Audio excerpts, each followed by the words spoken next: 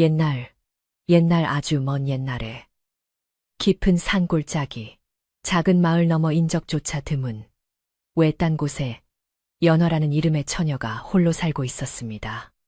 마을에서도 한참을 걸어 올라가야 닿을 수 있는 산중턱 오두막집은 겨울이 되면 유난히 더 춥고 외로운 곳이었습니다. 연화는 일찍이 부모님을 여의고 물려받은 것이라고는 비바람을 겨우 피할 수 있는 낡은 초가집 한 채와 마음속 깊이 간직한 착한 성품뿐이었습니다. 해가 짧아지고 산바람이 매서워지는 겨울이 찾아오면 연화의 걱정은 오로지 이긴 추위를 어떻게 견뎌낼까 하는 것뿐이었습니다. 쌀독은 바닥을 보인 지 오래였고 땔감마저 넉넉하지 않아 아궁이에 불을 지피는 일조차 망설여지는 날들이 계속되었습니다. 어느 날 밤새도록 눈이 내려온 세상이 하얗게 변해버린 아침이었습니다. 문을 열자마자 쏟아져 들어오는 찬바람에 연화는 몸을 부르르 떨었지만 목감이 떨어져 당장 오늘 밤을 지낼 일이 막막했습니다. 그녀는 낡고 해진 무명 속옷을 겹겹이 껴입고 허리춤을 단단히 동여맨 뒤 지게를 지고 눈 덮인 산을 오르기로 결심했습니다. 발을 내디딜 때마다 무릎까지 푹푹 빠지는 깊은 눈 속을 헤치며 걷는 일은 장정에게도 힘겨운 일이었으나 연화는 가녀린 몸으로 묵묵히 산비탈을 올랐습니다. 앙상한 나뭇가지들이 바람에 흔들리며 내는 소리가 마치 산짐승의 울음소리처럼 들려왔지만 그녀는 두려움을 꾹 참고 마른 나뭇가지를 찾아 눈 속을 파헤쳤습니다. 한참을 헤매다 보니 어느새 평소에는 잘 가지 않던 깊은 골짜기까지 들어서게 되었습니다. 이곳은 마을 사람들도 호랑이가 나온다 하여 꺼리는 곳이었지만 그만큼 사람 손을 타지 않아 곶감으로 쓸만한 낙엽송 가지들이 제법 눈 위에 떨어져 있었습니다. 연화는 안도하며 부지런히 나무를 주워지게에 담기 시작했습니다. 손끝이 얼어붙어 감각이 무뎌질 정도로 추웠지만 오늘 칡감을 구하지 못하면 얼어 죽을지도 모른다는 생각에 쉴 틈 없이 손을 놀렸습니다. 그때였습니다. 덤불 아래 쌓인 눈을 손으로 헤치던 연화의 눈에 무언가 이상한 것이 들어왔습니다. 눈과는 다른 묘하게 반짝이는 하얀 빛깔이 바위 틈새에 끼어 있었습니다. 조심스럽게 다가가 눈을 털어내자 그곳에는 놀랍게도 새하얀 뱀 한 마리가 감리를 튼 채 얼어붙어 있었습니다. 보통의 뱀이라면 징그럽거나 무서웠을 테지만 이 뱀은 마치 옥으로 빚어놓은 듯 신비롭고 아름다운 자태를 하고 있었습니다. 몸집은 그리 크지 않았고 온몸은 눈보다 더 희고 투명한 비늘로 덮여 있어 마치 하늘에서 내려온 생물 같았습니다. 그러나 매서운 추위 탓인지 뱀은 미동조차 하지 않았고 몸은 돌처럼 딱딱하게 굳어 있어 죽은 것인지 산 것인지 분간하기 어려웠습니다. 연화는 순간 흠칫 놀라 뒤로 물러섰지만 이내 가여운 마음이 두려움을 앞섰습니다. 아이고, 이 추운 날 어쩌다가 굴 밖으로 나와서 이런 변을 당했니? 연화는 혼잣말을 중얼거리며 조심스럽게 손을 뻗어 뱀의 몸에 대어 보았습니다. 뱀의 몸은 얼음장처럼 차가웠지만 아주 미세하게 심장이 뛰는 듯한 기운이 느껴졌습니다. 아직 생명이 붙어 있다는 것을 확인한 연화는 잠시 갈등했습니다. 뱀을 집으로 데려간다는 것은 처녀 혼자 사는 집안 형편에 어울리지 않는 일이었고 혹시나 깨어나서 자신을 해치지 않을까 하는 걱정도 들었습니다. 하지만 눈밭에 이대로 두고 간다면 이 작고 아름다운 생명은 오늘 밤을 넘기지 못하고 얼어 죽을 것이 분명했습니다. 연화는 결국 뱀을 구하기로 마음먹었습니다. 그녀는 자신이 입고 있던 저고리 앞댐을 조금 벌리고 차갑게 굳은 뱀을 조심스럽게 들어 품속 깊이 넣었습니다. 뱀의 냉기가 살칼에 닿자 소스라치게 놀랄 만큼 차가웠지만 그녀는 이를 악물고 참아냈습니다. 자신의 체온으로 뱀을 녹여야만 살릴 수 있다는 생각뿐이었습니다. 지게에 침감을 가득 채운 연화는 뱀이 떨어지지 않도록 옷매무새를 다시 한번 단단히 여미고 산을 내려오기 시작했습니다. 돌아오는 길은 갈 때보다 훨씬 더 힘들고 멀게 느껴졌지만 품속에 있는 작은 생명을 지켜야 한다는 생각에 발걸음을 재촉했습니다. 집에 도착했을 때 연화의 얼굴은 추위로 빨갛게 얼어 있었고 손발은 꽁꽁 얼어 감각이 없었습니다. 그녀는 지게를 부엌 한 구석에 내려놓고 서둘러 아궁이에 불을 지피기 시작했습니다. 오늘 산에서 주워온 마른 가지들이 타닥타닥 소리를 내며 타오르자 차가웠던 방바닥으로 온기가 퍼져나갔습니다. 연화는 그제야 윗목에 자리를 잡고 앉아 조심스럽게 품속을 확인했습니다. 뱀은 여전히 움직임이 없었지만 처음 발견했을 때보다는 조금 부드러워진 듯 했습니다. 그녀는 방에서 가장 따뜻한 아랫목에 헌옷가지를 깔고 그 위에 뱀을 뉘어놓았습니다. 부디 깨어나야 할 텐데. 연화는 걱정스러운 눈빛으로 뱀을 바라보며 언손을 호우 불었습니다. 그러고는 부엌으로 나가 쌀독을 긁어 모아 묽은 죽을 쑤기 시작했습니다. 자신도 하루 종일 굶었지만 혹시나 뱀이 깨어나면 무엇이라도 먹여야 기운을 차릴 것 같았기 때문입니다. 보글보글 쥐 끓는 소리와 구수한 냄새가 작은 오두막을 채우자 바깥 세상의 매서운 바람 소리도 잠시 잊혀지는 듯 했습니다. 죽 한 그릇을 들고 방으로 들어온 연화는 깜짝 놀랐습니다. 아랫목에 누워있던 뱀이 어느새 몸을 풀고 고개를 살짝 든 채 자신을 바라보고 있었기 때문입니다. 뱀의 눈은 검고 깊어서 마치 사람의 눈처럼 많은 이야기를 담고 있는 듯 했습니다. 연화는 안도의 한숨을 내쉬며 뱀에게 다가갔습니다. 이제 정신이 드니 다행이다. 정말 다행이야. 그녀는 뱀이 놀라지 않도록 부드러운 목소리로 말을 걸었습니다. 뱀은 도망가거나 공격하려는 기색 없이 얌전히 그 자리에 머물며 연화의 손길을 거부하지 않았습니다. 연화가 숟가락 끝에 묽은 미음을 조금 떠서 뱀의 입가에 가져다 대자 뱀은 잠시 망설이는 듯하다가 혀를 날름거려 미음을 받아 먹었습니다. 그 모습이 어찌나 기특하고 예쁜지 연화의 입가에 옅은 미소가 번졌습니다. 그날 밤부터 연화와 하얀 뱀의 기묘한 동거가 시작되었습니다. 연화는 뱀에게 백사라는 이름 대신 흰둥이라는 친근한 별명을 지어주려 했으나 뱀의 기품 있는 자태를 볼 때마다 함부로 부르기가 저어되어 그저 마음속으로 아끼며 돌보았습니다. 뱀은 낮에는 연화가 일하는 곁을 맴돌거나 볕이 잘 드는 마루 끝에 웅크리고 앉아 그녀를 지켜보았고 밤이 되면 연화의 머리맡이나 발치에서 잠을 청했습니다.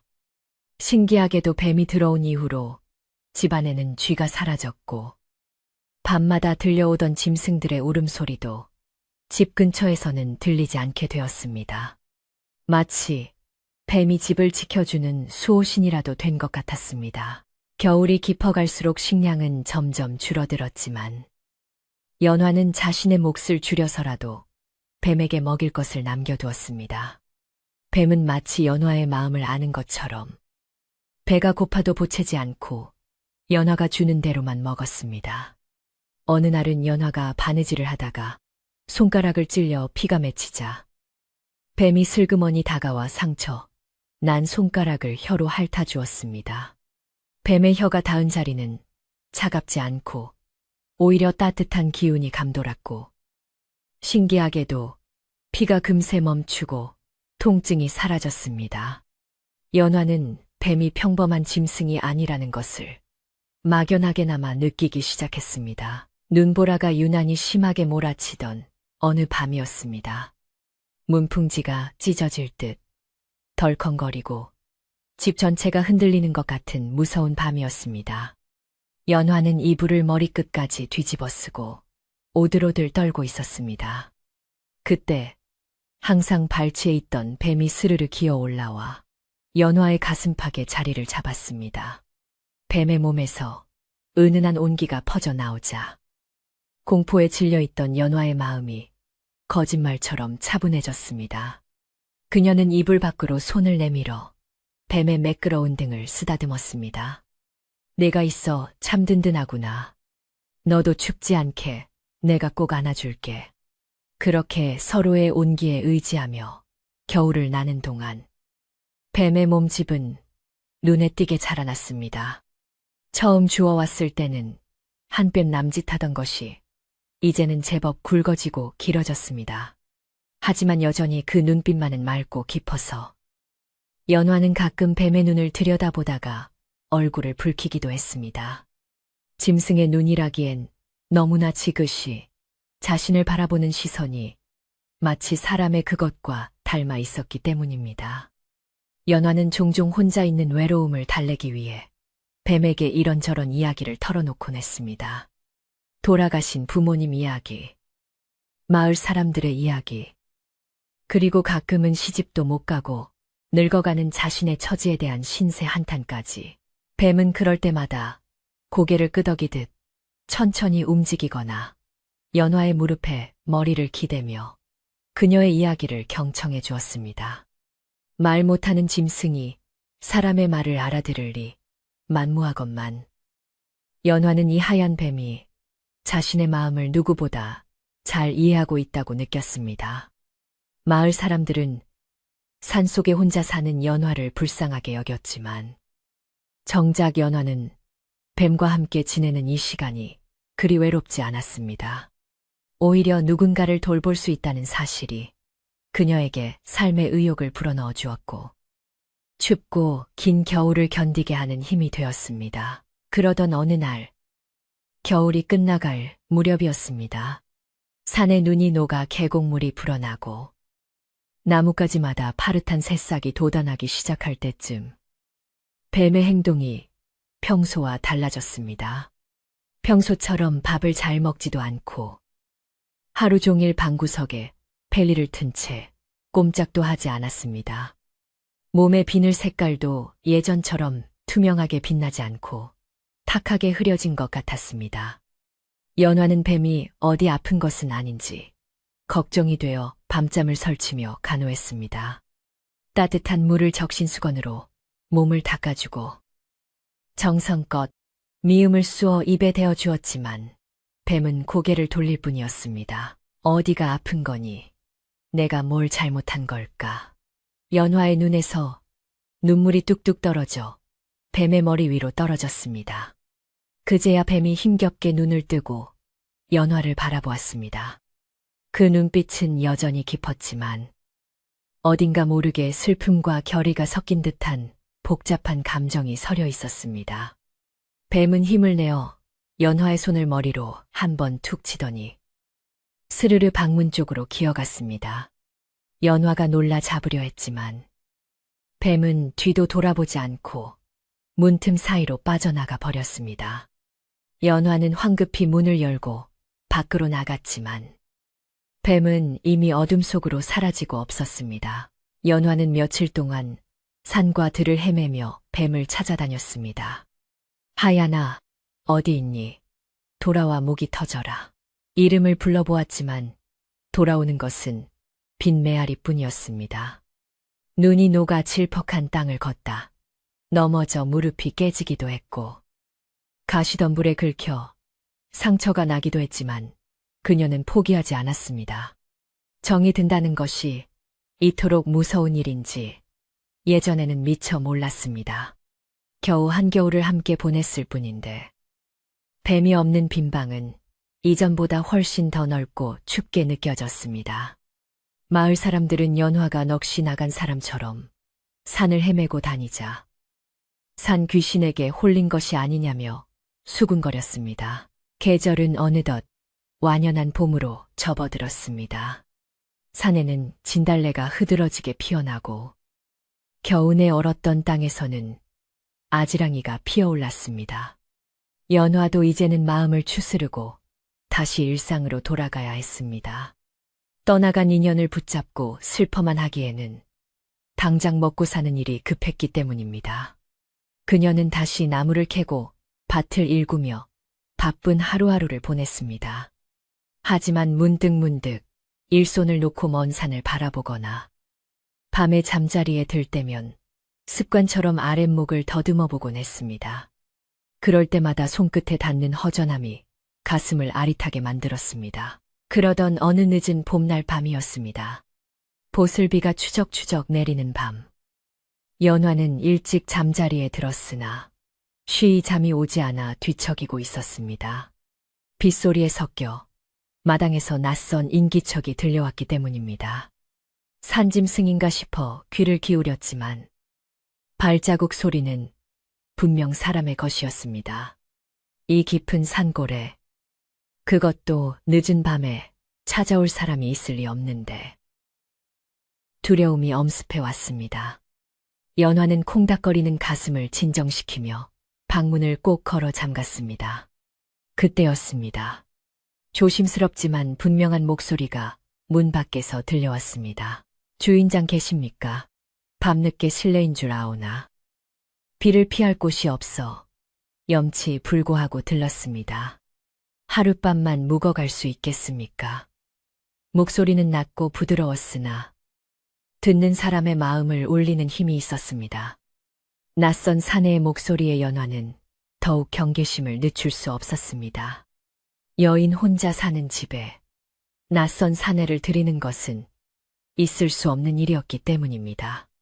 하지만 빗줄기는 점점 굵어지고 있었고 문 밖의 사내는 추위에 떨고 있을지도 모른다는 생각에 연화의 마음이 흔들렸습니다.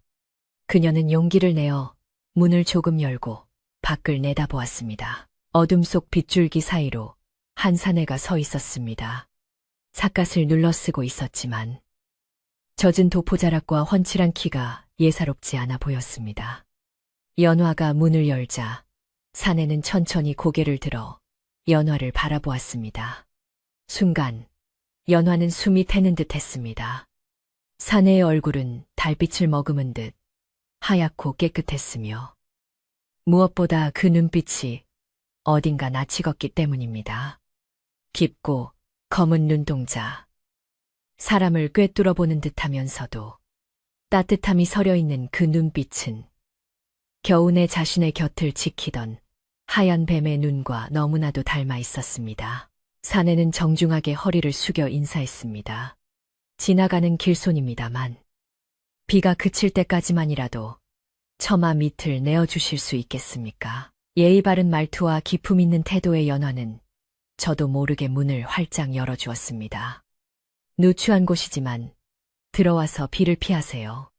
헛간에 불을 피워드릴 테니 몸 좀 녹이시고요. 사내는 고맙다는 말과 함께 희미한 미소를 지었는데 그 미소를 보는 순간 연화의 가슴 속 깊은 곳에서 알 수 없는 그리움이 물밀듯이 밀려왔습니다. 사내는 헛간에 자리를 잡고 젖은 옷을 말렸습니다. 연화는 방으로 들어왔지만 쿵쿵거리는 심장 소리 때문에 도저히 잠을 잘 수가 없었습니다. 왜일까요? 처음 보는 사내에게서 느껴지는 이 강렬한 이끌림은 무엇일까요? 그리고 왜 자꾸만 떠나간 하얀 뱀이 생각나는 걸까요? 빗소리는 밤새도록 그치지 않았고 연화는 뜬 눈으로 밤을 지새우며 헛간 쪽을 향해 귀를 기울였습니다. 이것이 그녀의 운명을 송두리째 바꿔놓을 기나긴 인연의 시작임을 그때는 아직 알지 못했습니다. 다만 차가운 빗줄기 속에서 피어오르는 묘한 온기가 그녀의 오두막을 감싸고 있다는 것만은 분명히 느낄 수 있었습니다. 비가 그치고 맑게 갠 아침. 산골 마을의 공기는 씻은 듯이 깨끗했습니다. 연화는 밤새 뒤척이다 늦게 잠이 들었지만 마당에서 들려오는 규칙적인 빗자루질 소리에 눈을 떴습니다. 서둘러 옷을 갖춰 입고 방문을 열고 나가보니 어젯밤 비를 피해 찾아왔던 그 사내가 마당을 쓸고 있었습니다. 비에 젖어 축축했던 마당은 어느새 말끔하게 정리되어 있었고 쓰러져 가던 울타리도 단단하게 고쳐져 있었습니다. 사내는 연화가 나온 인기척을 느끼고는 하던 일을 멈추고 정중하게 허리를 숙여 인사를 건넸습니다. 아침 햇살을 등지고 선 그의 모습은 어젯밤 빗속에서 보았을 때보다 훨씬 더 훤칠하고 기품 있어 보였습니다. 지난밤 덕분에 비바람을 피해 잘 잤습니다. 가진 것이 없어 은혜를 갚을 길이 막막하오나 허락해 주신다면 당분간 이곳에 머물며 집안일을 돕고 싶습니다. 사내의 목소리는 낮고 부드러웠지만 그 안에는 거절하기 힘든 단호함이 배어 있었습니다. 연화는 당황하여 손사래를 쳤습니다. 아니, 그게 무슨 말씀이세요? 지나가는 길손에게 하룻밤 잠자리를 내어드리는 것은 당연한 도리인데 은혜라니요. 더구나 저처럼 가난한 처녀 집에 장정께서 머무시는 것은 남들 보기에 좋지 않습니다. 연화의 얼굴이 발그레하게 달아올랐습니다. 낯선 사내와 한 집에 머문다는 것은 상상조차 해본 적 없는 일이었기 때문입니다. 하지만 사내는 물러서지 않았습니다. 저는 백랑이라 합니다. 갈 곳이 정해지지 않은 몸이라 발길 닿는 대로 떠돌고 있으나 이 집의 기운이 저를 붙잡는 듯하여 발길이 떨어지질 않습니다. 보시다시피 힘쓰는 일에는 자신이 있으니 밥값은 톡톡히 하겠습니다. 부디 저를 내치지 말아 주십시오. 백랑이라 소개한 사내의 눈빛은 너무나도 진지하고 간절했습니다. 연화는 그 눈을 마주하는 순간 지난 겨울 자신을 바라보던 하얀 뱀의 눈동자가 겹쳐 보이며 가슴 한구석이 찡해오는 것을 느꼈습니다. 결국 연화는 백랑의 청을 거절하지 못하고 헛간 방을 내어주어 그가 머물도록 허락하고 말았습니다. 그날부터 연화의 외딴 집에는 새로운 활기가 돌기 시작했습니다. 백랑은 자신이 뱉은 말을 지키기라도 하려는 듯 잠시도 쉬지 않고 집안일을 도맡아 했습니다. 무너져 내린 부엌 아궁이를 새로 넣고 뒷산에서 나무를 해와 액감을 산더미처럼 쌓아 놓았습니다. 밭을 갈 때도 소 한 마리가 하는 몫을 혼자서 거뜬히 해냈으며 지붕에 썩은 이형을 걷어내고 새 짚을 엮어 얹는 솜씨 또한 예사롭지 않았습니다. 마을 장정 서너시 달라붙어도 며칠은 걸릴 일들을 백랑은 하루 이틀 만에 뚝딱 해치우곤 했습니다. 연화는 그런 백랑의 모습을 보며 고마움과 미안함, 그리고 알 수 없는 든든함을 동시에 느꼈습니다. 백랑이 온 뒤로 연화의 삶은 완전히 달라졌습니다. 끼니 때마다 혼자 먹던 밥상은 이제 둘이 마주 앉아 먹는 따뜻한 자리가 되었습니다. 백랑은 말수가 적었지만 연화가 밥을 먹는 모습을 지그시 바라보며 반찬을 집어주곤 했습니다. 그럴 때마다 연화는 가슴이 두근거려 밥이 어디로 넘어가는지 모를 지경이었습니다. 하지만 백랑은 결코 선을 넘는 법이 없었습니다. 언제나 예의를 갖추어 연화를 대했고 밤이 되면 헛간 방으로 들어가 조용히 잠을 청했습니다. 그의 절제된 행동과 깊은 배려심은 연화로 하여금 그를 더욱 신뢰하고 의지하게 만들었습니다. 어느덧 산골짜기 오두막집은 예전의 초라한 모습은 온데간데 없고 누구나 한 번쯤 돌아볼 만큼 번듯한 집으로 변모해 있었습니다. 마당에는 연화가 심은 봉숭아와 채송화가 알록달록 꽃을 피웠고 텃밭에는 상추와 고추가 싱싱하게 자라나고 있었습니다. 연화의 얼굴에도 생기가 돌았습니다. 늘 그늘져 있던 표정은 사라지고 볼에는 복숭아빛 홍조가 감돌았으며 웃음소리 또한 맑아졌습니다. 마을 사람들은 연화가 요즘 들어 부쩍 예뻐졌다며 수군거렸지만 그 이유가 집에 든 낯선 사내 때문이라는 것은 아직 아무도 알지 못했습니다. 하지만 비밀은 오래가지 못했습니다. 마을 어귀에 사는 칠성댁은 남의 집 숟가락 개수까지 알아야 직성이 풀리는 소문난 수다쟁이였습니다. 어느 날 칠성댁은 나무를 캐러 산에 올랐다가 평소와 다르게 말끔하게 정돈된 연환의 집을 보고 호기심이 발동했습니다. 어머, 이게 웬일이야. 귀신 나오게 생겼던 연환의 집이 언제 이렇게 환해졌대. 칠성댁은 살금살금 울타리 너머로 집안을 훔쳐보았습니다. 마침 마당에서는 백랑이 우통을 벗은 채 장작을 패고 있었습니다. 구릿빛 피부에 다부진 근육, 땀방울이 맺힌 등짝을 본 칠성댁은 입을 다물지 못했습니다. 세상에, 저게 누구야, 연화. 이 계집애가 언제 저런 사내를 숨겨놨대. 칠성댁의 눈이 휘둥그레졌습니다. 그녀는 헛기침을 크게 하며 대문을 밀고 들어갔습니다. 연화야, 집에 있니? 지나가다 목이 말라서 물 좀 얻어 마시러 왔다. 부엌에서 점심을 준비하던 연화가 깜짝 놀라 뛰어나왔습니다. 아, 칠성댁 아주머니 오셨어요. 어서 오세요. 연화는 당황한 기색을 감추려 애썼지만 칠성댁의 매서운 눈초리를 피할 수는 없었습니다. 칠성댁은 마당 한가운데 떡하니 버티고 선백랑을 위아래로 훑어보며 비릿한 웃음을 흘렸습니다. 아니, 이 훤칠한 양반은 누구신가? 우리 마을 사람은 아닌 것 같은데. 연환의 신랑이라도 되니 소도둑놈같이 생긴 게 힘은 좋게 생겼네. 칠성댁의 무례한 말투에 연환은 얼굴이 새빨개져서 어쩔 줄을 몰랐습니다. 아, 아니에요. 지나가는 길손이신데 잠시 머물며 일손을 도와주고 계신 분이에요. 연화가 서둘러 해명했지만 칠성댁은 들은 척도 하지 않고 백랑에게 다가갔습니다. 어디서 오신 누구신가? 이 산골짜기의 젊은 처자. 혼자 사는 집에 켈리를 틀고 앉은 걸 보니 보통 내기는 아닌가 보네.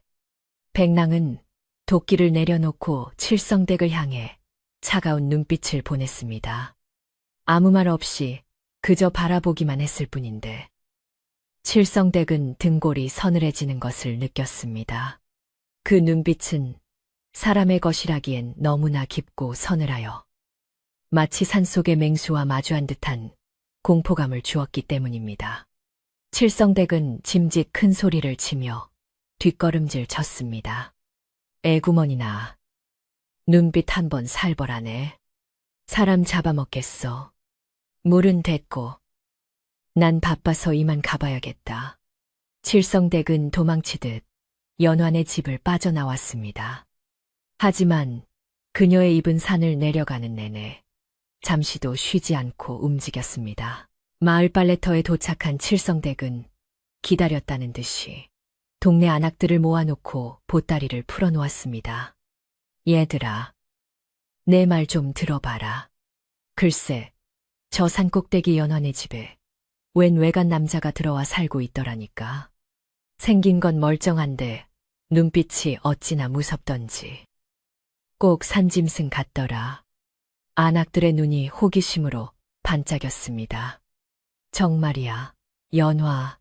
그 얌전한 것이 외간 남자를 들였다고 그렇다니까. 둘이 벌써 살림을 차린 게 분명해. 안 그래도 부모 없이 자라 근본 모른다고 했더니 결국 사단이 났네 그려. 칠성댁의 말에 살이 붙고 뼈가 붙어 소문은 걷잡을 수 없이 퍼져나갔습니다. 그 남자가 도망자라더라. 아니야. 내가 듣기로는 산에서 내려온 도깨비라던데 연화가 밤마다 교태를 부려 사내를 홀렸다지 뭐야. 근거 없는 헛소문들이 마을 사람들의 입에서 입으로 전해지며 눈덩이처럼 불어났습니다. 사람들은 이제 연화가 장에 나오거나 마을로 내려오면 수근거리며 피하기 시작했습니다. 예전에는 불쌍하다며 떡 하나라도 더 챙겨주던 이웃들이 이제는 경멸 어린 시선으로 흘겨보거나 문을 쾅 닫아버리기 일쑤였습니다. 영문도 모른 채 따가운 시선을 받아야 하는 연화의 마음은 까맣게 타들어갔습니다. 그러던 어느 날 해질 무렵 마을에서 가장 나이가 많고 지혜롭기로 소문난 심할머니가 지팡이를 짚고 힘겹게 산을 올라왔습니다. 연화는 할머니를 보자마자 달려나가 부축했습니다. 할머니, 이 높은 곳까지 어인일이세요. 편찮으신 다리로. 심할머니는 거친 숨을 몰아쉬며 연화의 손을 꼭 잡았습니다. 할머니의 손은 나무 껍질처럼 거칠었지만 따뜻했습니다. 심할머니는 마루에 걸터 앉아 연화의 눈을 지그시 바라보며 말문을 열었습니다. 연화야, 내 너를 친손녀처럼 아끼기에 하는 말이니 서운하게 듣지 말거라. 요즘 마을에 도는 흉흉한 소문을 너도 알고 있느냐. 내 집에 든 사내 때문에 말들이 많다. 연화는 고개를 떨구며 입술을 깨물었습니다. 네, 어렴풋이 짐작은 하고 있었어요. 하지만 백랑님은 나쁜 분이 아니에요. 저를 도와주시는 고마운 분이라고요. 심할머니는 한숨을 내쉬며 혀를 찼습니다. 나도 안다. 내가 허튼 짓 할 아이가 아니라는 걸. 허나 세상 인심이라는 게 참으로 야박하고 무서운 법이다. 굴뚝에서 연기만 나도 불이 났다. 떠드는 것이 사람들 입이야. 외딴 집에 처녀와 사내가 단둘이 있으니 오해를 사는 건 당연지사 아니겠느냐. 심할머니는 걱정스런 표정으로 밭에서 일하고 있는 백랑을 바라보았습니다. 멀리서 봐도 범상치 않은 기운이 느껴지는 사내였습니다. 저 사내, 보통 사람이 아닌 듯 싶구나. 그래서 더 탈이 날까 두렵다. 연화야, 돌이킬 수 없는 일이 생기기 전에 저 사내를 내보내는 것이 좋지 않겠느냐. 네가 마을에서 계속 살아가려면 사람들의 눈을 무시할 수 없는 노릇이다. 할머니의 간곡한 충고에 연화의 가슴은 철렁 내려앉았습니다. 백랑을 내보내야 한다니. 상상만으로도 가슴이 찢어질 듯 아파왔습니다. 심할머니가 돌아가신 후 땅거미가 내려앉은 마루에 홀로 앉아 연화는 깊은 시름에 잠겼습니다. 마을 사람들의 비난과 따돌림은 견딜 수 있었지만 백랑에게 해가 될까봐 그것이 더 두려웠습니다. 그때 일을 마친 백랑이 다가와 연화의 곁에 섰습니다. 그는 아무 말 없이 연화의 어깨에 겉옷을 덮어주었습니다. 무슨 근심이 그리 깊으십니까? 할머니께서 다녀가신 후로 표정이 어둡습니다. 백랑의 다정한 목소리에 연화는 참았던 눈물을 터뜨리고 말았습니다. 그녀는 흐느끼며 칠성댁의 행패와 마을에 도는 소문, 그리고 심할머니의 충고까지 모두 털어놓았습니다. 이야기를 다 들은 백랑은 한동안 말이 없었습니다. 그는 어두워진 산등 성의를 바라보며 깊은 생각에 잠긴 듯 했습니다. 연화는 조심스럽게 그의 소매를 잡았습니다. 백랑님, 저는 백랑님이 떠나시는 게 싫어요. 하지만 저 때문에 백랑님이 나쁜 소리를 듣고 곤란해지시는 건 더 싫어요. 사람들이 우리를 가만두지 않을 것 같아요. 연화의 목소리는 떨리고 있었습니다. 백랑은 천천히 고개를 돌려 연화를 바라보았습니다. 그의 눈빛은 흔들림 없이 고요하고 단단했습니다. 연화 낭자. 사람들의 입은 바람과 같아서 언제든 방향을 바꾸기 마련입니다. 제가 여기 있는 것은 낭자가 저를 필요로 하기 때문이고 저 또한 이곳에 있고 싶기 때문입니다. 다른 이들의 말 때문에 소중한 것을 포기하지 마십시오. 백랑은 연화의 손을 조심스럽게 감싸 쥐었습니다. 저는 아무데도 가지 않습니다. 제가 낭자를 지킬 것입니다. 어떤 비바람이 몰아쳐도 제가 다 막아낼 테니 낭자는 그저 저를 믿어주시면 됩니다. 그의 손에서 전해지는 온기가 연화의 불안한 마음을 따뜻하게 감싸 안았습니다. 하지만 두 사람의 굳은 결심과는 달리 마을의 분위기는 점점 더 험악해져만 갔습니다. 여름 장마가 시작되려는지 하늘은 잔뜩 찌푸려 있었고 습기를 머금은 바람이 불쾌하게 불어왔습니다. 칠성댁은 마을 우물가, 정자나무 아래, 심지어 장터에까지 다니며 연화와 백랑에 대한 악의적인 소문을 퍼뜨리는데 열을 올렸습니다. 그놈이 온 뒤로 우리 마을에 흉한 기운이 돌고 있어. 멀쩡하던 송아지가 시름시름 앓질 않나. 우물물이 마르질 않나. 다 그 재수 없는 놈 때문이야. 칠성댁의 선동에 사람들의 불안감은 점점 분노로 바뀌어 가고 있었습니다. 특히 칠성댁은 자신의 밭작물이 원인 모를 병충해로 시들어 가자. 이 모든 것이 백랑이 몰고 온 부정 탓이라며 길길이 날뛰었습니다. 내 이놈을 가만두지 않겠어. 우리 마을에서 당장 쫓아내야 해. 그녀의 목소리는 광기로 번들거렸습니다.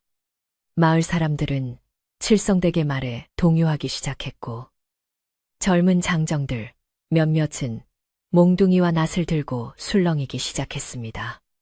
먹구름이 몰려오는 하늘처럼 연화의 집에 들이운 그림자는 점점 짙어지고 있었습니다. 폭풍전야와도 같은 긴장감이 산골 마을을 감싸고 곧 터질 듯한 위기감이 연화와 백랑을 조여오고 있었습니다. 푹푹 찌는 듯한 무더위가 기승을 부리던 여름이 찾아왔습니다. 숲의 녹음은 짙어지다 못해 검푸른 색을 띠었고 계곡물 소리는 우렁차졌으나 어딘가 모르게 산의 공기는 무겁고 습하게 가라앉아 있었습니다. 매미들은 찢어질 듯 울어대며 사람들의 혼을 쏙 빼놓았고 밤이 되어도 식지 않는 열기는 마을 사람들의 잠자리를 뒤척이게 만들었습니다. 이런 날씨 탓인지 사람들의 신경은 날카로워질 대로 날카로워져 있었고 작은 일에도 쉽사리 짜증을 내거나 다투는 일이 잦아졌습니다. 마을을 감도는 이 불쾌한 긴장감은 마치 곧 터질 듯 부풀어 오른 종기처럼 위태로워 보였고 그 중심에는 여전히 연화와 백랑을 향한 칠성댁의 악의적인 소문이 사리를 틀고 있었습니다. 칠성댁은 날이 더워질수록 더욱 기승을 부리며 마을을 휘젓고 다녔습니다.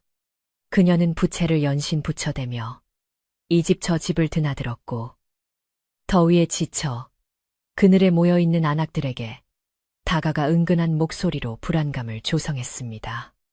내 말 들었어. 어젯밤에 김씨네 외양간 소가 이유 없이 거품을 물고 쓰러졌다지 뭐야. 멀쩡하던 소가 갑자기 왜 그러겠어. 다 산 위에서 내려오는 나쁜 기운 때문이라니까. 칠성댁의 말은 근거 없는 억측이었지만 더위와 흉흉한 분위기에 지친 사람들은 점차 그 말을 사실처럼 받아들이기 시작했습니다. 우연히 일어난 작은 불행들도 모두 연환의 집에 머무는 낯선 사내 탓으로 돌려지는 형국이었습니다. 어느 날 오후 갑자기 하늘이 어두워지더니 마른 하늘에 날벼락이 치기 시작했습니다.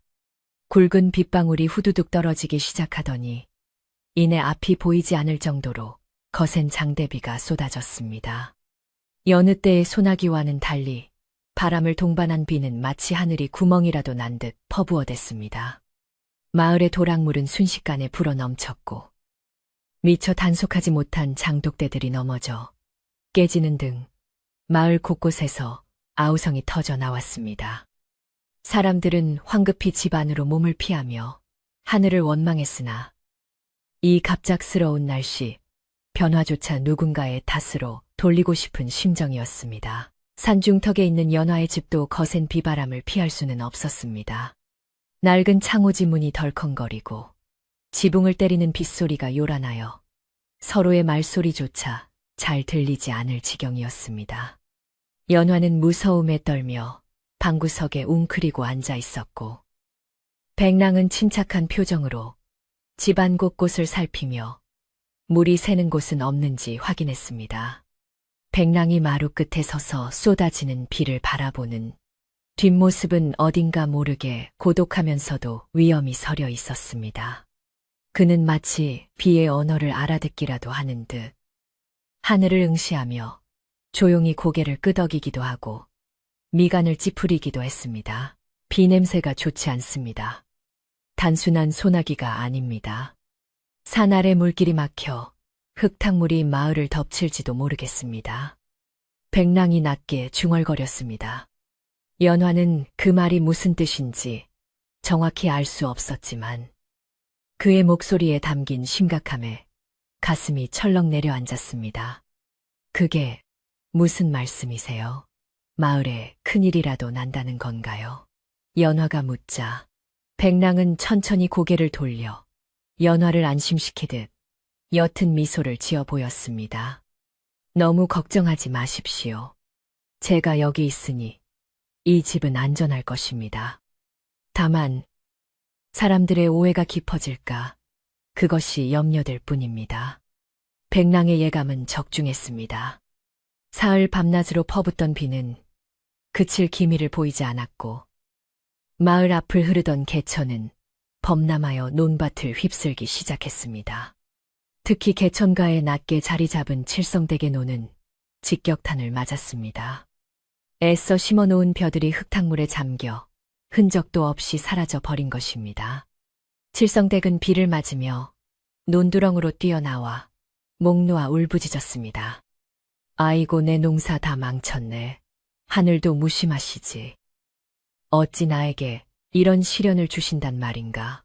그녀는 진흙탕에 주저앉아 땅을 치며 통곡했습니다. 하지만 슬픔은 곧 분노로 바뀌었습니다. 칠성댁은 빗물에 젖은 머리카락을 산발한 채 벌떡 일어나 산 쪽을 노려보았습니다. 비가 억수같이 쏟아지는 와중에도 산중턱에 있는 연화의 집은 촛불이 켜진 듯 은은한 불빛이 새어나오고 있었고 지대가 높은 탓에 물난리를 겪지 않은 것처럼 보였기 때문입니다. 그 모습을 본 칠성댁에 눈에 시뻘건 핏발이 섰습니다. 그래, 저것들이야. 저 요물 같은 것들이 산신을 노하게 해서 우리 마을에 물난리를 내린 거야. 자기들만 살겠다고 높은 곳에서 우릴 비웃고 있는 거라고. 칠성댁은 이성을 잃고 마을 회관으로 달려갔습니다. 비를 피해 모여있던 마을 사람들에게 그녀는 악을 쓰며 소리쳤습니다. 다들 뭐하고 있어? 우리 논밭이 다 떠내려가게 생겼는데 보고만 있을 거야. 이게 다 저 산 꼭대기에 사는 놈 때문이라고. 그놈이 들어오고 나서부터 비가 오지 않나. 소가 죽질 않나. 이제는 물난리까지 났어. 저놈을 당장 끌어내지 않으면 우리 마을은 다 죽어. 공포와 절망에 빠져있던 사람들에게 칠성댁의 선동은 마른 장작에 불을 붙인 격이었습니다. 누군가를 희생양 삼아 분노를 터뜨리고 싶었던 사람들은 칠성댁의 말에 동조하기 시작했습니다. 맞아. 칠성댁 말이 틀린 게 아니야. 그 산에 눈빛부터가 예사롭지 않았어. 어쩐지 비가 올 때마다 산 쪽을 보며 중얼거리더라니. 비를 부르는 주술이라도 건 게 분명해. 우리 집 밭도 물에 잠겼어. 내 이놈을 가만두지 않겠어. 흥분한 마을 사람들은 각자 집에 있는 템이며 낫, 몽둥이 따위를 들고 나오기 시작했습니다. 이성적인 판단은 사라지고 집단적인 광기가 마을을 지배했습니다. 빗줄기는 여전히 거세게 몰아치고 있었지만 사람들의 분노를 식히기에는 역부족이었습니다. 수십 명의 마을 사람들이 횃불과 농기구를 들고 연환의 집으로 향하는 산길을 오르기 시작했습니다. 어둠 속에서 일렁이는 횃불의 행렬은 마치 거대한 불뱀이 산을 기어오르는 듯한 섬뜩한 광경을 연출했습니다. 빗소리에 묻혀 잘 들리지 않았던 웅성거림과 고함 소리가 점차 가까워지자 집 안에 있던 연화도 이상한 낌새를 눈치챘습니다. 창문을 열고 밖을 내다본 연화는 경악을 금치 못했습니다. 수많은 횃불이 자신의 집을 향해 다가오고 있었고 그 선도에는 칠성댁이 낫을 들고 서 있는 것이 보였습니다. 백랑님 큰일 났어요. 마을 사람들이 몰려오고 있어요. 연화는 사색이 되어 백랑을 찾았습니다. 백랑은 마루에 정좌하고 앉아 눈을 감고 있었습니다. 그는 이미 다가오는 발자국 소리와 사람들의 살기 어린 기운을 감지하고 있었던 것입니다. 연화가 울먹이며 그의 팔을 잡아 끌었습니다. 어서 피하세요. 뒷산으로 도망치셔야 해요. 사람들이 무기를 들고 있어요. 백랑님을 해치려고 오는 게 분명해요. 제발요. 연화의 애원에도 백랑은 요지부동이었습니다. 그는 천천히 눈을 뜨고 연화의 떨리는 손을 잡아주었습니다. 연화 낭자. 두려워하지 마십시오. 제가 도망친다면 낭자는 평생 죄인의 가족이라는 누명을 쓰고 살아가야 합니다. 저는 숨지 않을 것입니다. 하지만 저들은 지금 제정신이 아니에요. 무슨 짓을 할지 모른다고요. 연화는 발을 동동 구르며 눈물을 쏟았습니다. 백랑은 자리에서 일어나 연화의 어깨를 단단히 잡았습니다. 저들은 그저 두려운 것입니다. 갑작스런 재앙 앞에 누구라도 원망할 대상이 필요했던 것뿐입니다. 제가 해결하겠습니다. 그러니 낭자는 방 안에 계십시오. 절대로 나오시면 안 됩니다. 백랑의 눈빛은 결연했지만 목소리는 여전히 봄바람처럼 부드러웠습니다. 그는 연화를 방 안으로 밀어넣고 문을 닫으려 했습니다. 그때 밖에서 칠성댁의 날카로운 고함 소리가 들려왔습니다. 이 요물단지들아, 당장 나오지 못해. 내 놈들이 우리 마을을 다 말아먹으려고 작정을 했구나. 쿵. 쿵. 쿵. 대문을 두드리는 소리가 거세졌고 이내 낡은 대문이 부서질 듯 열리며 들이닥친 마을 사람들로 마당이 가득 찼습니다. 비에 젖은 옷, 일렁이는 횃불, 그리고 살기로 가득 찬 눈빛들이 좁은 마당을 에워쌌습니다. 사람들은 저마다 욕설을 퍼부으며 당장이라도 집을 때려 부술 듯한 기세였습니다. 연화는 공포에 질려 입을 틀어막았고 백랑은 문을 닫지 않은 채 천천히 마루 끝으로 걸어 나갔습니다. 백랑이 모습을 드러내자 잠시 웅성거림이 잦아들었습니다. 어둠 속에서도 하얗게 빛나는 그의 얼굴과 수십 명의 성난 군중 앞에서도 전혀 위축되지 않는 당당한 기세에 사람들이 압도당했기 때문입니다. 백랑은 무기를 든 사람들을 한 명, 한 명 천천히 둘러보았습니다. 그의 시선이 닿는 곳마다 사람들은 흠칫 놀라며 뒷걸음질 치거나 시선을 피했습니다. 하지만 칠성댁만은 도끼가 올라 씩씩거리며 앞으로 나섰습니다. 내 이놈 내 놈이 무슨 수작을 부렸길래 하늘이 노해서 비가 그치질 않는 게냐.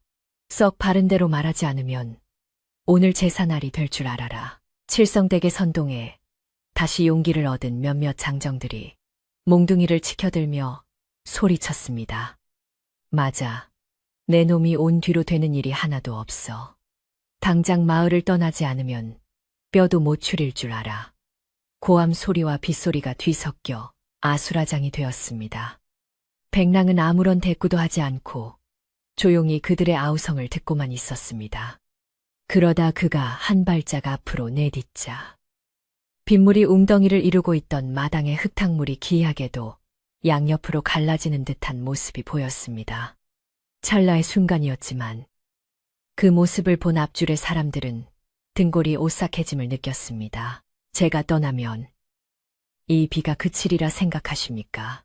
백랑의 목소리는 크지 않았으나 빗소리를 뚫고 모든 사람들의 귀에 또렷하게 박혔습니다.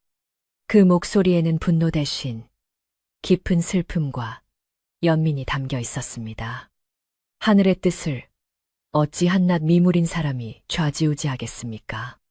이 비는 그저 계절의 흐름일 뿐 누군가의 저주가 아닙니다. 하지만 여러분의 논밭이 잠긴 것은 하늘 탓이 아니라 물길을 제대로 다스리지 못한 탓입니다. 백랑의 말에 칠성댁은 더욱 길길이 날뛰었습니다. 뭐라, 이제는 우리 탓을 해. 저 혓바닥을 뽑아버려야 정신을 차리지. 백랑은 칠성댁의 악담에도 아랑곳하지 않고 하늘을 올려다보았습니다. 먹구름이 소용돌이치며 금방이라도 벼락을 내리꽂을 듯 위협적인 형상이었습니다. 백랑은 다시 시선을 돌려 사람들을 향해 말했습니다. 지금 당장 저를 쫓아내는 것이 중요한 게 아닙니다. 이대로 비가 계속된다면 마을 어귀의 제방이 무너질 것입니다. 제방이 터지면 칠성댁의 농뿐만 아니라 마을 전체가 물에 잠기게 됩니다. 저를 죽이려거든 그 후에 해도 늦지 않습니다. 지금은 물을 막는 것이 급선무입니다. 그의 말은 너무나도 차분하고 논리적이어서 흥분했던 사람들조차 잠시 주춤하게 만들었습니다. 제방이 무너진다고 말도 안 되는 소리 하지 마. 우리 마을 제방이 얼마나 튼튼한데. 한장정이 소리쳤지만 그의 목소리에는 이미 불안감이 서려 있었습니다. 백랑은 단호하게 고개를 저었습니다. 아닙니다. 지난 겨울 땅이 얼었다 녹으면서 틈이 생겼고 이번 비로 그 틈이 벌어져 물이 스며들고 있습니다. 제 귀에는 흙이 무너져 내리는 소리가 들립니다. 믿지 못하시겠다면 지금 당장 가서 확인해 보십시오. 시간이 없습니다. 백랑의 태도에는 거짓이 없어 보였고 무엇보다 확신에 찬 그의 눈빛이 사람들의 마음을 흔들었습니다. 그때 마을 아래쪽에서 다급한 비명소리가 들려왔습니다. 사람 살려. 제방 둑에서 물이 새고 있어. 둑이 터지려고 해 마을에 남아있던 아이 하나가 헐레벌떡 뛰어 올라오며 소리쳤습니다. 그 소리를 들은 사람들의 얼굴이 사색이 되었습니다. 백랑의 말이 사실이었던 것입니다. 이럴 수가. 정말 둑이 터진다고. 사람들은 웅성거려며 우왕좌왕하기 시작했습니다. 칠성댁조차 낯을 떨어뜨리며 입을 다물지 못했습니다. 공포는 분노보다 더 빠르게 전염되어 사람들을 혼란에 빠뜨렸습니다. 이 혼란스러운 상황을 정리한 것은 다름 아닌 백랑이었습니다. 그는 우렁찬 목소리로 사람들을 지휘하기 시작했습니다. 지체할 시간이 없습니다. 장정들은 집에 가서 가마니와 흙을 가져오고 안악들은 돌을 날라야 합니다. 제가 물길을 돌릴 방법을 알고 있으니 저를 따르십시오. 그의 목소리에는 거역할 수 없는 위엄이 서려 있었고 사람들은 홀린 듯이 그의 지시에 따르기 시작했습니다. 방금 전까지 그를 죽이려던 사람들이 이제는 그의 말 한마디에 의지하여 살기를 찾으려 하고 있었습니다. 연화는 방문 틈으로 그 모든 광경을 지켜보고 있었습니다. 비바람 속에 우뚝 서서 사람들을 지휘하는 백랑의 모습은 마치 전장에 나선 장군처럼 늠름해 보였습니다. 하지만 동시에 그녀는 백랑의 얼굴에 스치는 고통스러운 기색을 놓치지 않았습니다. 인간의 일에 깊이 관여하는 것이 그에게 어떤 대가를 치르게 할지 알 수 없었지만 백랑은 기꺼이 그 짐을 짊어지려 하고 있었습니다. 연화는 두 손을 모으고 간절히 기도했습니다. 부디 무사하게 해주세요. 제발 아무 일 없이 이 밤이 지나게 해주세요. 백랑은 횃불을 든 선두에 서서 산을 내려갔습니다. 그의 뒤를 따라 수십 명의 마을 사람들이 허겁지겁 뒤따랐습니다. 칠성댁은 넋이 나간 표정으로 맨 뒤에서 비틀거려며 따라갔습니다. 자신의 오해와 아집이 마을을 위험에 빠뜨렸을지도 모른다는 죄책감과 여전히 백랑을 믿을 수 없다는 의구심 사이에서 그녀는 갈피를 잡지 못하고 있었습니다. 연화는 텅 빈 마당에 홀로 남아 빗소리를 들으며 백랑이 사라진 어둠을 하염없이 바라보았습니다. 이제 곧 모든 진실이 밝혀질 것이고 그 결과가 무엇이든 피할 수 없는 운명의 시간이 다가오고 있음을 직감했습니다. 빗줄기는 조금도 가늘어지지 않고 세차게 쏟아졌지만 사람들의 마음속에는 이제 분노 대신 생존을 향한 절박함이 자리 잡았습니다. 그리고 그 중심에는 외지에서 온 낯선 사내 백랑이 있었습니다. 그가 과연 무너지는 제방을 막고 마을을 구해낼 수 있을지 아니면 이 모든 것이 더 큰 재앙의 시작일지 아무도 알 수 없었습니다. 다만 분명한 것은 이 폭풍우 치는 밤이 지나고 나면 마을의 모든 것이 영원히 바뀌어 있을 것이라는 사실이었습니다. 산골 마을의 긴 밤은 그렇게 위태롭게 깊어가고 있었습니다. 억수같이 쏟아지는 빗줄기를 뚫고 마을 어귀에 도착했을 때 상황은 생각보다 훨씬 심각했습니다. 흙탕물이 넘실거리는 제 방은 금방이라도 터질 듯 위태로워 보였고 이미 곳곳에서 물줄기가 새어나와 논밭을 적시고 있었습니다. 마을 사람들은 공포에 질려 우왕좌왕하며 소리만 질러댈 뿐 누구 하나 나서서 손을 쓰지 못하고 있었습니다. 횃불은 비바람에 꺼져버려 주위는 칠흑 같은 어둠에 쌓여 있었고 오로지 번개가 칠 때마다 공포에 질린 사람들의 하얀 얼굴이 둥둥 떠다니듯 보일 뿐이었습니다. 아수라장 그 자체인 현장에서 사람들의 비명소리와 거센 물소리가 뒤섞여 귀가 먹먹할 지경이었습니다. 이때 백랑이 횃불을 든 장정에게서 횃불을 빼앗아 높이 치켜들었습니다. 모두 제 말을 들으십시오. 당장 둑을 막으려 들면 수압을 견디지 못해 다 죽습니다. 물길을 돌려야 합니다. 백랑의 우렁찬 목소리가 천둥 소리를 뚫고 퍼져나갔습니다. 당황해하던 사람들은 어둠 속에서 빛나는 백랑의 눈빛을 보자 홀린 듯이 조용해졌습니다. 장정들은 저쪽 바위 틈을 깨서 물길을 산쪽 도랑으로 유인하고 안악들은 흙주머니를 날라 이쪽 터진 틈을 메워야 합니다. 서둘러야 합니다. 백랑은 주저하지 않고 흙탕물 속으로 뛰어들었습니다. 허리까지 차오르는 거친 물살을 헤치고 나아가며 그는 직접 거대한 돌덩이를 들어 올려 물길을 막기 시작했습니다. 그 모습은 마치 산신령이 노안물을 다스리는 듯 경이로웠습니다. 백랑의 헌신적인 모습에 넋을 놓고 있던 마을 사람들도 하나둘 정신을 차리기 시작했습니다. 이보게들, 뭐하고 있나? 저 양반이 저렇게 애를 쓰는데 우리도 거들어야지. 한 노인의 외침에 젊은 장정들이 옷을 걷어붙이고 물속으로 뛰어들었습니다. 칠성대계 선동에 휘둘려 백랑을 죽이네, 살리네 했던 사람들이었지만 눈앞의 생존 위기 앞에서는 백랑이 유일한 희망임을 본능적으로 깨달은 것입니다. 진흙탕에 구르고 넘어지면서도 사람들은 백랑의 지시에 따라 일사불란하게 움직였습니다. 흙을 파내고 돌을 나르고 가마니를 쌓으며 비짓땀을 흘렸습니다. 빗물인지 땀물인지 모를 것이 범벅이 된 얼굴들에는 더 이상 적개심이 아닌 살아야겠다는 의지만이 가득했습니다. 작업은 밤새도록 이어졌습니다. 백랑은 잠시도 쉬지 않고 가장 위험한 곳을 찾아다니며 몸을 아끼지 않았습니다. 물살이 거세어 둑이 무너지려 할 때마다 그는 자신의 몸으로 흙더미를 지탱하며 버텼습니다.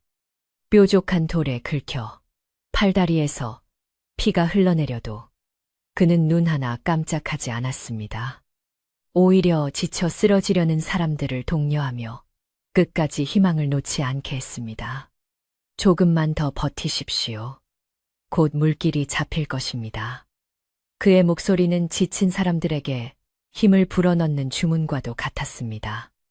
평소 힘께나 쓴다던 마을 장정들도 혀를 내두를 정도로 백랑의 힘과 체력은 인간의 한계를 넘어선 듯 보였습니다. 새벽녘이 되어서야 거짓말처럼 빗줄기가 가늘어지기 시작했습니다.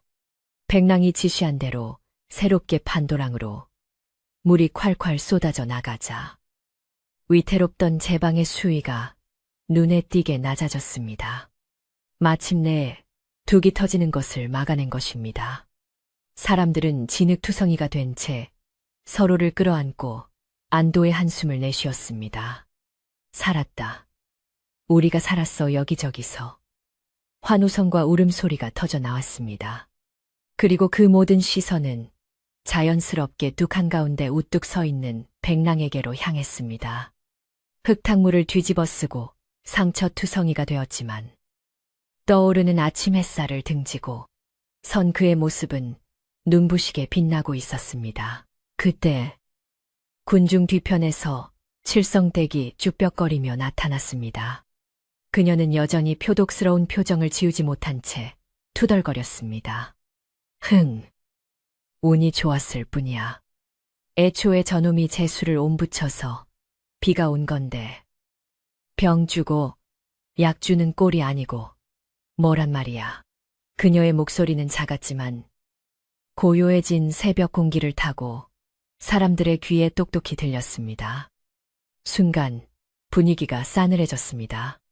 방금 전까지 함께 사투를 벌였던 마을 사람들은 칠성댁을 향해 차가운 시선을 보냈습니다. 예전 같으면 그녀의 말에 맞장구를 쳤을 사람들이었지만 백랑의 헌신을 두 눈으로 똑똑히 목격한 이상 더는 그녀의 억지가 통하지 않았습니다. 백랑은 천천히 물 밖으로 걸어 나왔습니다. 젖은 옷에서 물이 뚝뚝 떨어졌지만 그의 걸음걸이는 흐트러짐이 없었습니다. 그는 칠성댁 앞으로 다가가 조용히 섰습니다. 칠성댁은 기세에 눌려 뒷걸음질 쳤지만 백랑은 그녀를 해코지하려는 기색이 없었습니다. 대신 그는 품속에서 젖지 않게 기름종이로 꽁꽁 싸맨 작은 꾸러미 하나를 꺼내 들었습니다. 그리고 마을의 촌장인 김노인에게 공손히 건넸습니다. 어르신, 이것은 제가 산속을 다니며 발견한 귀한 약초와 산삼 몇 뿌리입니다. 마을에 몸이 편찮으신 어르신들이 많다 들었습니다. 물난리로 놀란 기력을 회복하시는데 조금이나마 도움이 되었으면 합니다. 김노인은 떨리는 손으로 꾸러미를 받아 들었습니다. 종이를 펼치자 진한 흙내음과 함께 보기만 해도 약효가 느껴지는 굵은 산삼들이 들어 있었습니다. 마을 사람들은 탄성을 질렀습니다. 세상에, 저건 천종산삼 아닌가. 평생 구경하기도 힘든 귀한 것을. 사람들은 백랑의 마음에 감동하여 말을 잇지 못했습니다. 자신을 죽이러 왔던 사람들에게 원망은커녕 오히려 귀한 약초를 내어주는 그 넓은 아량에 모두가 고개를 숙였습니다. 백랑은 담담하게 말을 이었습니다. 제가 이 마을에 머무는 것이 여러분께 불편을 드렸다면 죄송합니다. 허나 저는 재앙을 몰고 오는 요물이 아닙니다. 그저 한 여인을 연모하여 그 곁을 지키고 싶은 사내일 뿐입니다. 그의 진심 어린 고백에 사람들의 마음이 녹아내렸습니다. 특히 아낙네들은 눈시울을 붉히며 수군거렸습니다. 저렇게 듬직하고 착한 사람을 우리가 오해했어. 연화가 복을 받은 게지. 요물은 무슨 요물이야. 분위기가 완전히 반전되자 칠성댁은 얼굴이 홍당무처럼 빨개졌습니다. 쥐구멍이라도 있으면 숨고 싶은 심정이었으나 사람들의 눈초리는 매서웠습니다. 김노인이 지팡이로 바닥을 쿵치며 칠성댁을 꾸짖었습니다. 칠성댁 자네는 부끄럽지도 않은가. 죄 없는 사람을 모함하여 하마터면 큰일이 날 뻔했네. 자네의 그 고약한 신보가 비를 부른 것은 아닌지 되돌아보게나. 아니. 저는 그저 마을을 위해서. 칠성댁은 변명하려 했지만 사람들의 야유 소리에 묻혀버렸습니다. 그만하시오. 이제 칠성댁 말은 콩으로 매주를 캤다 해도 안 믿을 거요. 평소 칠성댁에게 앙금이 있었던 사람들까지 합세하여 면박을 주자. 칠성댁은 더 이상 견디지 못하고 울상을 지으며 슬금슬금 꽁무니를 뺐습니다. 그녀의 퇴장은 초라하기 그지없었고 마을 사람들은 통쾌함과 함께 미안함을 느꼈습니다. 김노인은 마을 사람들을 대표하여 백랑의 손을 잡았습니다. 거칠고 상처투성이인 그 손을 잡고 노인은 깊이 고개를 숙였습니다. 자네가 우리 마을을 살렸네. 이 은혜를 어찌 다 갚을꼬. 정말 미안하고 또 고맙네. 백랑은 정중하게 허리를 숙여 답례했습니다. 마땅히 해야 할 일을 했을 뿐입니다.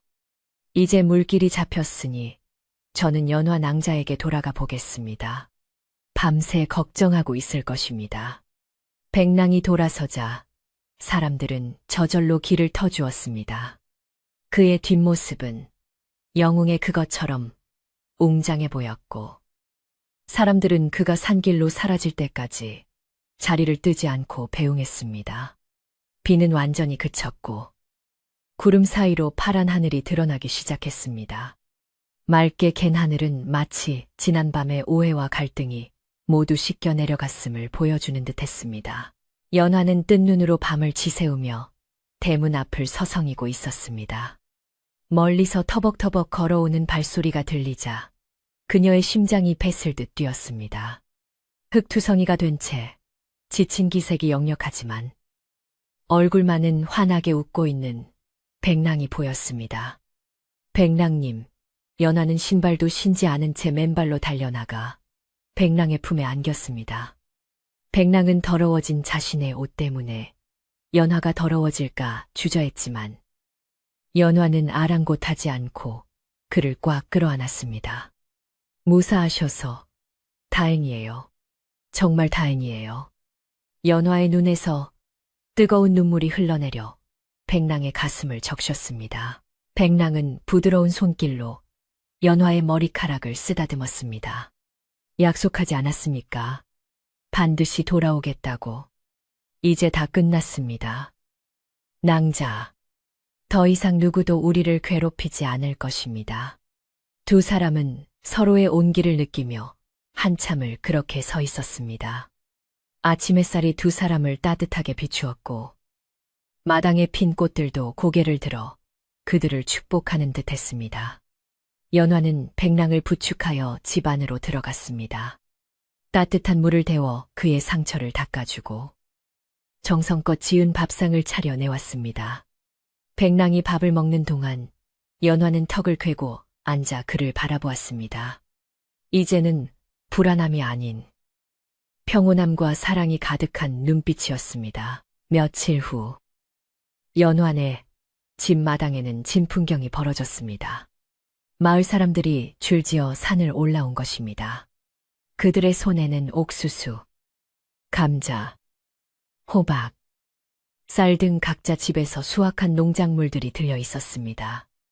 연화야, 집에 있니? 마을 아낙들이 웃으며 대문을 들어섰습니다. 지난번에 우리 남편 살려줘서 고마워요. 이거 얼마 안 되지만 쪄서 잡숴봐. 이건 우리 밭에서 딴 참외인데 꿀맛이야. 사람들은 앞다투어 고마움을 표시했고 연화와 백랑은 어리둥절하면서도 기쁜 마음으로 그들을 맞이했습니다. 칠성댁의 악담으로 얼어붙었던 민심은 봄눈 녹듯 사라지고 그 자리에 따뜻한 정이 채워졌습니다. 특히 김노인은 마을 청년들을 데리고 와서 비바람에 망가진 연화네 집 울타리를 새로 고쳐주었습니다. 자네 덕분에 우리 마을이 무사했으니 이 정도는 우리가 해야지. 뚝딱뚝딱 망치질 소리가 산골짜기에 경쾌하게 울려 퍼졌습니다. 백랑도 청년들과 어울려 함께 일을 했고 새참을 먹으며 농담을 주고받기도 했습니다.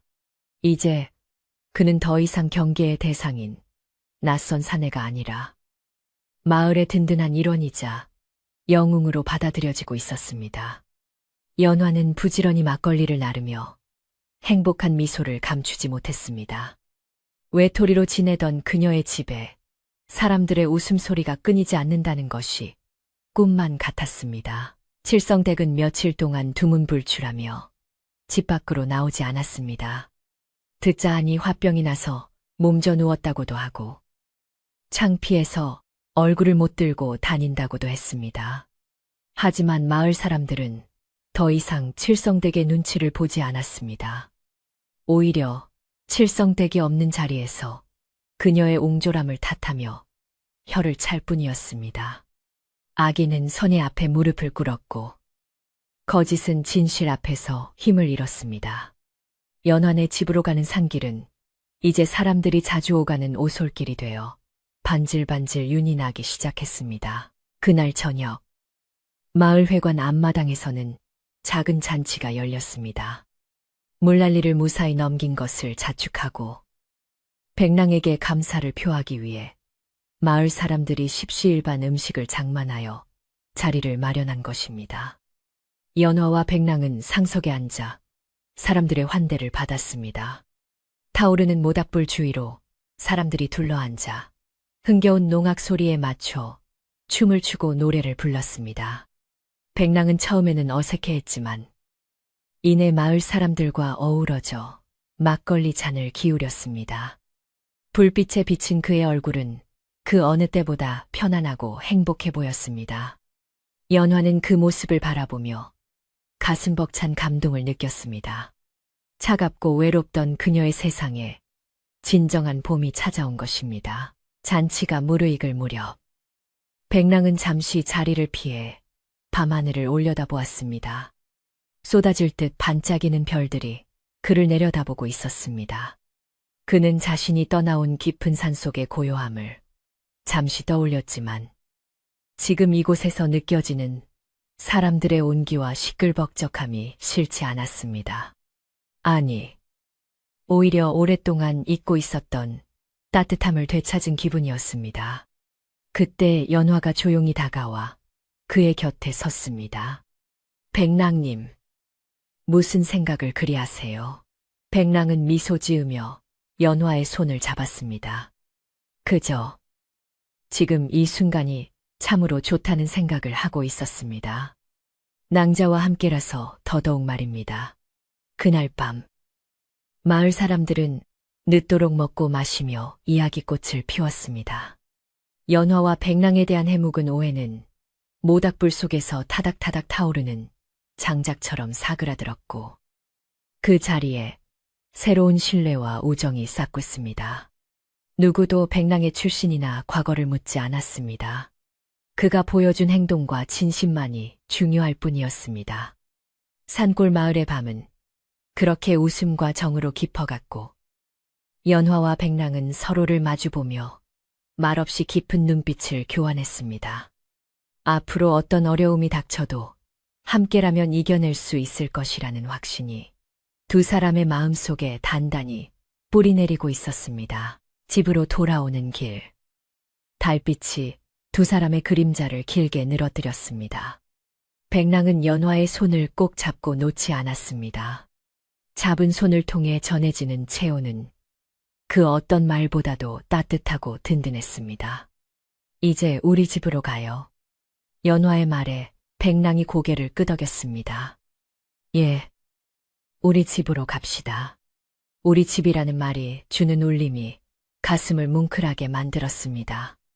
뱀과 사람, 산과 마을, 의심과 믿음의 경계를 넘어 두 사람은 이제 진정한 가족이 되어가고 있었습니다. 산바람이 부드럽게 불어와 두 사람의 볼을 스치고 지나갔고 풀벌레 소리가 자장가처럼 평온하게 들려오는 밤이었습니다. 어느덧 매미 소리가 잦아들고 아침 저녁으로 선선한 바람이 불어오기 시작하더니 산골 마을에도 어김없이 가을이 찾아왔습니다. 지난 여름에 그 거세던 비바람과 마을을 휩쓸었던 갈등의 기억은 높고 푸른 가을 하늘 속으로 깨끗이 씻겨 내려간 듯했습니다. 산등성이는 하루가 다르게 붉고 노란 단풍으로 물들어갔고 들판은 황금빛 물결로 일렁이며 풍요로운 계절의 도래를 알렸습니다. 연화의 오두막집 마당에도 가을 햇살이 따사롭게 내리쬐었고 처마 밑에는 곶감을 만들기 위해 깎아놓은 감들이 주렁주렁 매달려 주홍빛 보석처럼 빛나고 있었습니다. 그 평화로운 풍경 속에 연화와 백랑이 나란히 앉아 콩을 타작하는 모습은 한 폭의 그림처럼 아름답고 정겨웠습니다. 마을의 분위기는 예전과는 사뭇 달라져 있었습니다. 이제 누구도 백랑을 낯선 이방인이나 경계의 대상으로 보지 않았습니다. 오히려 그를 연환의 박간양반이라 부르며 마을의 든든한 일원으로 대접했습니다.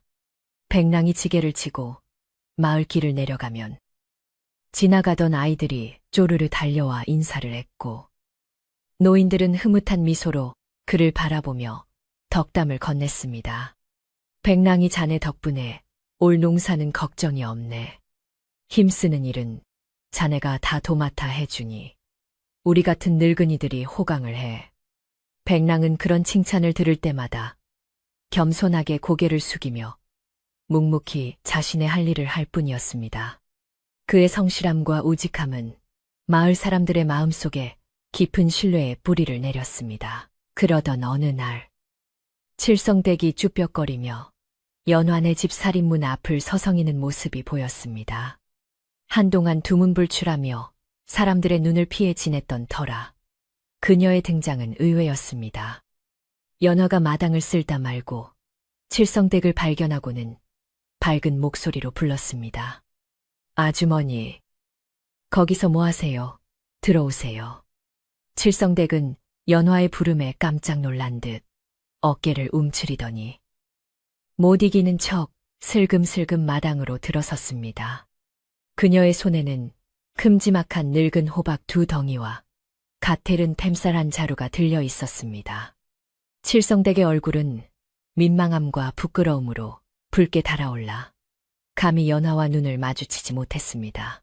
저기, 이거 우리 밭에서 난 건데 너무 많아서 좀 가져왔다. 호박죽이나 쑤어 먹던지 해라.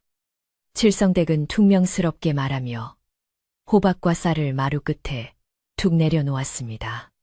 말은 거칠었지만 그 속에 담긴 화해의 제스처를 모를 리 없는 연화였습니다. 연화는 환하게 웃으며 칠성댁의 손을 잡았습니다. 아유, 뭘 이런 걸 다 가져오셨어요. 안 그래도 호박범벅이 먹고 싶었는데 잘 됐네요. 정말 감사합니다. 아주머니. 연화가 진심으로 고마워하자 칠성댁은 코끝이 찡해지는 것을 느꼈습니다. 자신이 그토록 못살게 굴었는데도 원망 한마디 없이 따뜻하게 맞아주는 연화의 마음씨에 칠성댁에 다쳤던 마음도 완전히 녹아내렸습니다. 내가 그동안 못할 짓을 많이 했다. 나이가 먹어서 주책이지. 귀신에 씌었었나 봐. 미안하다. 연화야. 그리고 백랑. 자네한테도 정말 면목이 없네. 칠성댁이 기어 들어가는 목소리로 사과하자 곁에서 장작을 패던 백랑이 도끼를 내려놓고 다가왔습니다. 그는 온화한 미소를 지으며 말했습니다. 지난 일은 다 잊으십시오. 아주머니께서도 마을을 걱정해서 그러신 것 아니겠습니까? 앞으로 잘 지내면 됩니다. 백랑의 너그러운 용서에 칠성댁은 결국 참았던 눈물을 훔치며 고개를 끄덕였습니다. 그날 이후 칠성댁은 연환의 집의 가장 든든한 후원자가 되어 맛있는 반찬이 생기면 제일 먼저 들고 달려오는 이웃이 되었습니다. 수확의 계절이 절정에 달하자 마을 앞마당에서는 대동제가 열렸습니다. 온 마을 사람들이 모여 수확한 곡식을 나누고 하늘에 감사를 드리는 잔치였습니다. 떡을 치는 떡매 소리가 쿵덕쿵덕 흥겹게 울려 퍼지고 고소한 부침개 냄새가 온 마을을 진동했습니다. 연화와 백랑도 고운 옷으로 갈아입고 잔치에 참석했습니다. 백랑은 마을 청년들과 어울려 씨름 대회에 나갔는데 상대방을 배려하여 적당히 힘을 조절하면서도 멋진 기술을 선보여 구경꾼들의 탄성을 자아냈습니다.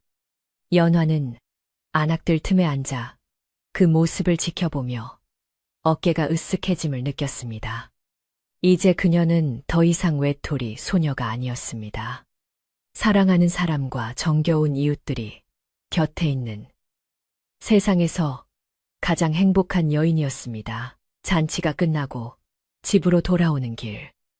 밤하늘에는 둥근 보름달이 환하게 떠올라 산길을 비추고 있었습니다. 백랑은 술 기운에 발그레해진 연화의 손을 꼭 잡고 천천히 걸음을 옮겼습니다. 오늘 참 즐거웠지요. 사람들이 모두 웃는 모습을 보니 제 마음이 다 벅차오르더라고요. 연화가 달을 올려다보며 말했습니다. 백랑은 다정하게 연화를 바라보며 대답했습니다. 네, 그렇습니다. 낭자가 웃으니 저 달도 더 밝아 보이는 것 같습니다. 제가 인간 세상에 내려와 가장 잘한 일이 있다면 바로 낭자를 만난 일일 것입니다. 백랑의 갑작스러운 고백에 연화의 가슴이 콩닥콩닥 뛰었습니다. 백랑님도 참 낯간지럽게 그런 말씀을. 연화가 수줍게 웃자 백랑은 걸음을 멈추고 연화와 마주 섰습니다. 진심입니다. 차가운 눈밭에서 얼어가던 저를 구해준 그날부터 제 생명은 낭자의 것입니다. 앞으로 다가올 모든 계절, 모든 시간을 낭자와 함께하고 싶습니다. 그의 깊은 눈동자 속에 연화의 모습이 가득 차 있었습니다. 연화는 말없이 백랑의 가슴에 얼굴을 묻었습니다. 그의 품에서 나는 은은한 솔향기와 따뜻한 체온이 그녀를 포근하게 감싸 안았습니다. 두 사람의 그림자가 달빛 아래 하나로 포개지며 산골 마을의 밤길은 더없이 낭만적인 분위기로 물들었습니다. 시간은 흘러 다시 겨울이 찾아왔습니다. 연화와 백랑이 처음 만났던 그 계절이 다시 돌아온 것입니다. 하지만 이번 겨울은 예전과 달랐습니다. 낡고 춥던 오두막집은 백랑의 손길로 튼튼하게 보수되어 외풍 하나 들지 않았고 광에는 쌀과 잡곡이 가득 차 있었으며 헛간에는 겨우 4개 장작이 산더미처럼 쌓여 있었습니다. 무엇보다 달라진 것은 훈훈한 온기가 감도는 방안 풍경이었습니다. 화로에는 잘 마른 참나무 숯이 타닥타닥 타오르며 붉은 빛을 내뿜고 있었고 그 위에 올려진 고구마가 달콤한 냄새를 풍기며 익어가고 있었습니다. 첫눈이 내리던 날 밤, 연화와 백랑은 화로를 사이에 두고 마주 앉았습니다. 창호지문 너머로 사각사각 눈이 쌓이는 소리가 들려왔습니다. 작년 이맘때였지요. 눈 속에 쓰러져 있던 저를 낭자가 품에 안아주었던 날이. 백랑이 회상에 잠긴 듯 나직이 말했습니다. 연화는 미소를 지으며 고구마 껍질을 벗겨 백랑에게 건넸습니다. 그때는 정말 꿈에도 몰랐어요. 그 작고 하얀 뱀이 이렇게 멋진 낭군님이 되어 제 앞에 앉아 있을 줄은요. 인연이라는 게 참 신기해요. 어쩌면 하늘이 우리를 맺어주려고 그날 그렇게 많은 눈을 내리셨나 봐요. 백랑은 고구마를 받아들고 잠시 생각에 잠겼습니다. 사실 그는 천년을 수련하여 곧 승천을 앞둔 이묵이었습니다. 하지만 마지막 허물을 벗기 위해 겪어야 했던 혹독한 추위 속에서 생명이 위태로웠을 때 자신을 구해준 연화의 따뜻한 마음씨에 감화되어 승천을 포기하고 인간으로 남기를 선택한 것이었습니다. 하늘로 올라가 신이 되는 것보다 이 여인의 곁에서 평범한 행복을 누리는 것이 더 값진 일임을 깨달았기 때문입니다. 하지만 굳이 그 사실을 말하여 연화를 놀라게 하고 싶지는 않았습니다. 그저 지금 이 순간 서로의 곁에 존재한다는 사실만으로 충분했습니다. 낭자, 밖을 한번 보시겠습니까? 백랑이 방문을 활짝 열었습니다. 와! 하는 탄성이 연화의 입에서 터져 나왔습니다. 세상은 다시 한번 은백색의 눈으로 뒤덮여 신비로운 빛을 발하고 있었습니다. 마당의 나무에도, 장독대에도, 울타리에도 소복하게 눈이 내려앉아 마치 소미불을 덮은 듯 포근해 보였습니다. 1년 전 그날처럼 차갑고 매서운 눈이 아니라 세상을 따뜻하게 감싸 안는 축복의 눈처럼 느껴졌습니다. 백랑은 연화의 어깨를 감싸 안으며 밖을 내다보았습니다. 눈이 많이 옵니다. 내일 아침에는 마을 길을 쓸어야겠습니다. 연화는 백랑의 어깨에 머리를 기대며 속삭였습니다. 백랑님과 함께라면 평생 눈을 치우며 살아도 좋아요. 이렇게 따뜻한 겨울은 태어나서 처음이에요. 백랑은 연화의 손을 잡고 자신의 입가에 가져가 호흡으로 따뜻하게 해주었습니다. 저도 그렇습니다. 낭자가 곁에 있어 제 겨울도 더 이상 춥지 않습니다. 우리가 함께하는 한 어떤 추위도 우리 집 문턱을 넘지 못할 것입니다. 두 사람은 서로의 눈을 바라보며 말없는 약속을 나누었습니다.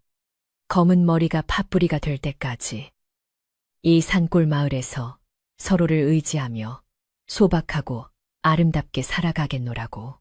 밤이 깊어가자 눈 내리는 소리는 자장가처럼 더욱 깊고 고요해졌습니다. 연화는 백랑이 펴놓은 이부자리에 누웠습니다. 따뜻한 아랫목의 온기와 곁에서 들려오는 백랑의 규칙적인 숨소리가 그녀를 안심시켰습니다.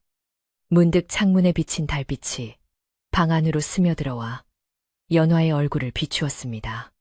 잠결에 본 백랑의 얼굴은 그 어느 때보다 평온해 보였습니다. 연화는 마음속으로 돌아가신 부모님께 감사를 드렸습니다. 아버지, 어머니, 저 이제 외롭지 않아요. 좋은 분을 만나 행복하게 잘 살고 있으니 걱정 마세요. 다음 날 아침, 마을은 온통 하얀 세상으로 변해 있었습니다. 굴뚝마다 하얀 연기가 피어오르고 아이들이 눈싸움을 하며 뛰어노는 소리가 산골짜기에 메아리 쳤습니다. 연화와 백랑은 일찍 일어나 집 앞에 눈을 말끔히 쓸고 칠성댁네 집 앞까지 길을 내주었습니다. 대문을 나온 칠성댁이 그 길을 보고 환하게 웃으며 손을 흔들었습니다. 아이고, 부지런하기도 하지. 새신랑 덕분에 우리 집 앞이 훤하네. 이웃 간의 정이 오가는 따뜻한 아침 풍경이었습니다. 백랑은 연화를 바라보며 싱긋 웃었고 연화 또한 마주보며 미소 지었습니다. 연화네 집 처마 밑에 매달린 곶감이 겨울바람에 꾸덕꾸덕 말라가고 아궁이에서는 구수한 밥 짓는 냄새가 풍겨나왔습니다. 산짐승들도 겨울잠을 자러 들어가고 산천초목이 숨을 죽인 고요한 겨울이었지만 그 산중턱 작은 오두막집만은 그 어느 곳보다 따뜻한 생기로 가득 차 있었습니다. 눈은 계속해서 내렸지만 그것은 더 이상 시련이 아니었습니다. 다가올 봄을 기다리며 대지를 덮어주는 포근한 이불이자 연화와 백랑의 사랑을 축복하는 하늘의 선물이었습니다. 그렇게 세월은 흘러 연화와 백랑의 이야기는 전설이 되어 마을 사람들의 입에서 입으로 전해졌습니다.